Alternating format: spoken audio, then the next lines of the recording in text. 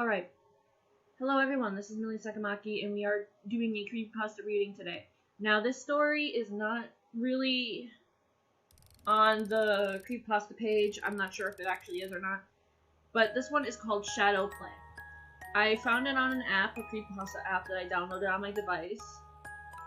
And I wanted to read it, because it seemed nice.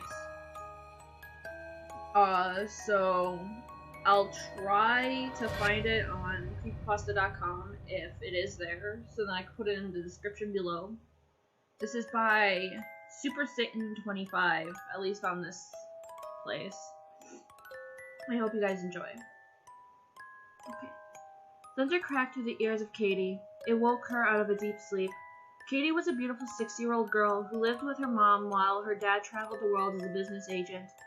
She missed her father, really, but her mother was always there to comfort her and assure her that he was safe. When she was 3, he had given her a teddy bear that was hugging a pink heart with her name on it, that also detached from the bear to use as a small pillow. She called it Pinky. It was her favorite toy.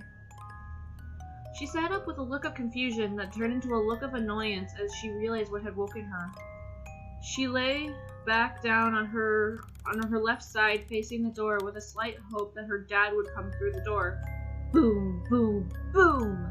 Thunder shook the house until one last boom, louder than the rest, sounded, signaling the power to go out like a conductor signaling the end of a rather exciting piece. She jumped slightly when she heard the pop of the electricity shutting off and reached for her flashlight. Her small hands gripped the pink flashlight. Katie wore a grin on her face as she skipped to her mom's room.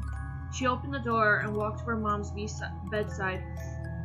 "Mom, the power went out," she said, nudging her slightly. Her mom just groaned. "Let's make shadow puppets," she pleaded. "It's midnight," her mom complained, without even looking at the clock. Katie buried her face into her mother's back and said, "Pish," which translated to "please." Her mother couldn't help but smile. Eyes still closed, she replied, "Okay, fine, but just for a little bit.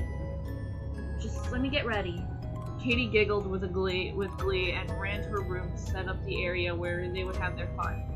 Katie placed a stand for the flashlight that her mother had helped her make when she was 3 and set the stand on it facing a white, flat, blank wall. The light shone brightly against the white wall so much that it looked as if the wall itself was glowing. While she was waiting for her mom to join, she decided to make some test puppets. She started off with a simple rabbit, pointer, and middle finger pointing up to make little bunny ears. The bunny hopped across the wall, going virtually nowhere as there were no other objects or scenery to interact with. She began to feel a strange sadness that her bunny didn't have anyone to play with. She sat there, staring at the bunny shadow on the wall that was now unmoving. It almost seemed as if it was staring back. Did it just blink? No, of course not.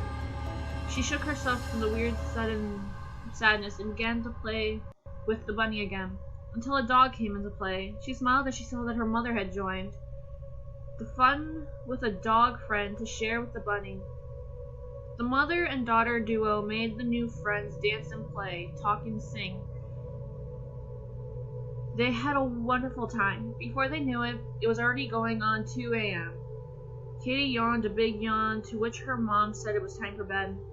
Katie lay down willingly and cuddled Pinky. She fell asleep almost instantly. Her mother smiled as her daughter curled up into bed and started to snore. She shut the flashlight off and left the room, closing the door behind her. Everything was quiet now. The only thing that could be heard was the gentle ticking of the clock and the curtains moving like flowing water from the breeze rolling in and out from outside. While everyone was asleep, the flashlight turned on and slowly, so very slowly, turned towards Katie's bed, illuminating her head. It wasn't as bright as before, but was a soft glow now, just enough to see. If someone had walked in just then, they might have thought that they forgot to shut the flashlight off, or that it had a faulty wire, but no one else was there. Even if someone was, they surely wouldn't have been able to explain what looked like little hands peering over the edge of shadow that created a halo around her bed. The hands were almost human-like. Their hands were the only parts of them that were visible. They constantly gripped and ungripped the shadow rim, as if it were tangible. Their hands moved in a way that would assume that they were anxious about an event. Their small voices went almost unheard to anyone but themselves, except if you were to listen very closely and have excellent hearing, the whispers overlapped each other's and sounded like a flowing river of voices. Is she sleeping? Yes. No, I see her eyes. Those are only her dreams. She is beautiful. That is why we need her. She is perfect. Their conversation continued like this, one voice flowing into the next until it seemed like nothing but a small roar. Now is the last sentence got cut off when Katie's mother came into the room. The creatures hissed and hid back into the shadows as the light from the flashlight cut off as well. Her mother looked around the room, a bit confused, certain that she had heard something. Katie was still asleep in her bed just like before. The mother closed the door and left the room. The next morning, the day proceeded as normal. Katie eating pancakes with orange juice while watching a bit of TV and heading off to go play. Except she didn't run off to go play. In fact, she didn't really do much of anything. She barely ate any of her pancakes or drank any of her juice. She mostly just sat there, looking very lethargic. When she only took 2 bites of her pancake and took 1 drink of her juice, the mother asked if she was okay. She got a tired in response as she clambered off to the front room to lie down on the couch. She stared at the TV as if it were the only thing worth doing. She wasn't even watching anything, just the shopping network. They were displaying a porcelain chicken cookie jar for $50. Katie focused as the lady's hands were flowing around the item as she was explaining why this was such an amazing piece for any collector. Katie's mom sat down next to her on the couch and started to gently caress her hair. Are you sure you're okay? You seem tired. I told you we shouldn't have stayed up late to make shadow puppets. Katie's mother rolled her eyes when she said this, knowing full well that she herself had allowed that to happen. Katie responded without even looking up. I could feel them watching me. Her mother blinked in confusion. Who, honey? The little people. They kept staring at me, and they were too loud. I wanted to play, but I was too tired, too. Oh, Katie, you just had a bad dream, that's all. Her mother tried to convince her. This time, Katie sat up, almost like she was suddenly full of energy. No, Mommy, they were real. I saw them. But I don't think they knew that I saw them. Her mother hugged her and told her that she'd be just fine. Katie teared up and ran off to play. The rest of the day was fine. She played until dinner and then it was time for bed. After some TV, Katie's mother carried her to her room and laid her in her bed. As she tucked her in bed, she kissed her on the forehead. Daddy's supposed to come home tomorrow, around lunchtime, he said. Doesn't that make you happy? Katie nodded and had a huge grin on her face. She grabbed her mother's face with her hands and brought her nose to her nose and said, I love you. And just as simple as she said that, her mother responded with, I love you too. Soon, Katie was left to the darkness of the room. Tick, tick, tick. The clock making its song was now joined by the gentle hum of an electric fan above her head. Everything was calm until once again it became 2 a.m. The gentle glow surrounded her head once again. The hands surrounding the shadow rim came out once again. But this time, there were no voices, just silence. One of the hands reached out tentatively towards her hair and gently ran his small bony hands through her silky hair and made a high-pitched giggle of excitement. That's when the roar of voices came once again. They were in an uproar. This was the moment they had been waiting for. Play with us, they all whispered at different times. They grabbed her arms and hair and slowly dragged her toward the wall. She was suddenly sitting up when she realized that what was happening. The creatures pulled her toward the wall in an unorganized manner. Individually, they were weak, but together they were strong. 200 tiny hands had gripped her arms and hair. Some of the hands had covered her mouth so she couldn't scream.